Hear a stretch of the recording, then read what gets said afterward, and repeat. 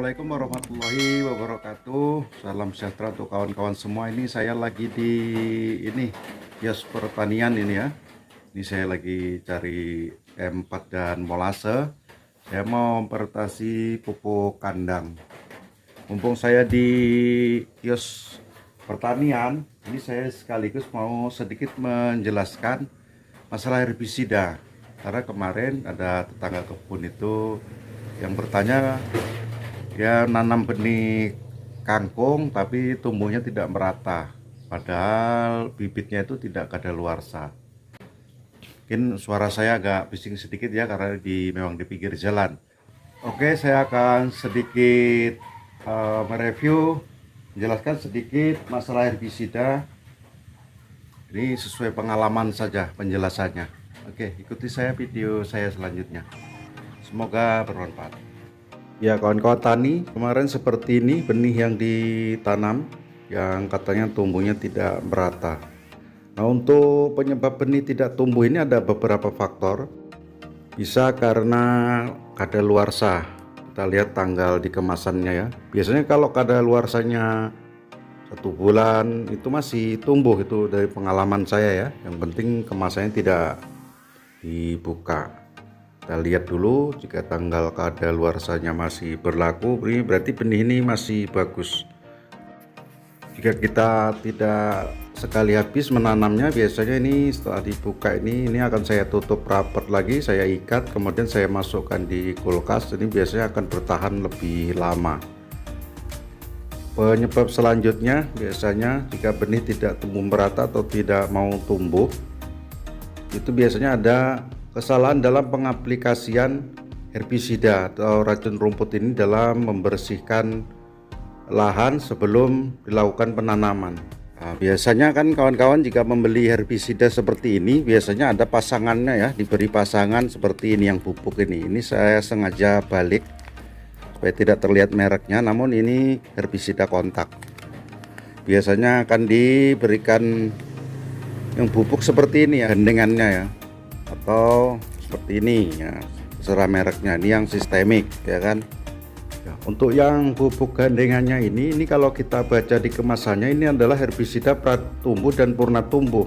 Artinya ini bisa diaplikasikan sebelum gulma itu tumbuh, sudah bisa kita lakukan penyepraian di lahan ya. Lalu apa hubungannya benih tadi tidak tumbuh dengan herbisida ini kan ya?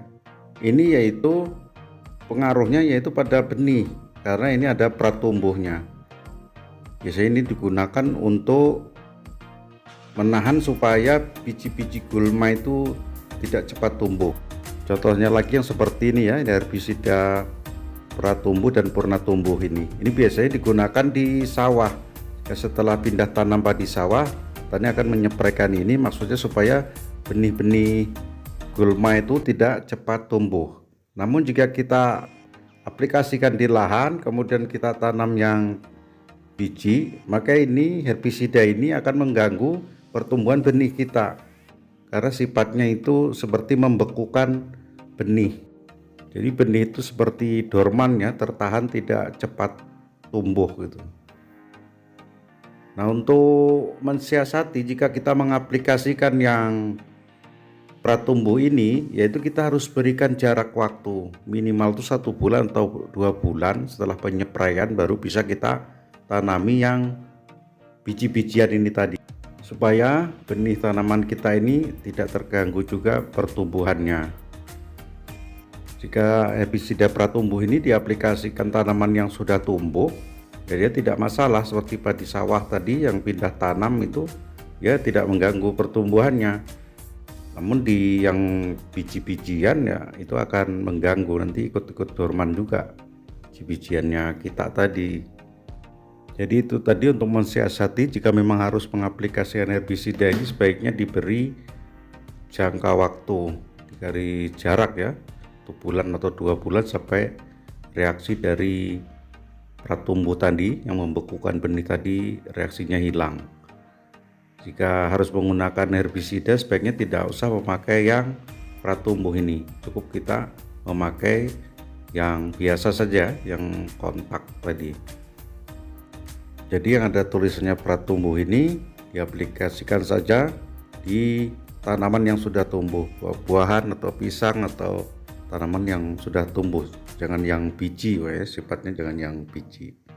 Jika seperti ini, yang seperti ini ya, ini kan ada tulisannya, ini herbisida sistemik purna tumbuh, artinya dia bekerjanya itu sistemik dan dia purna tumbuh. Setelah memang gulma tadi sudah tumbuh baru dilakukan penyepraian, biasanya seperti itu. Ini yang purna tumbuh. Jadi itu tadi, jika ada yang pratumbuhnya maka harus diberi jarak sampai reaksi dari herbisida ini hilang, baru kita lakukan penanaman yang biji, yang dari biji benihnya. Jika yang dipindahkan seperti sawi sudah pindah tanam atau padi pindah tanam yang sudah tumbuh itu tidak masalah, walaupun jaraknya mungkin tidak terlalu lama dengan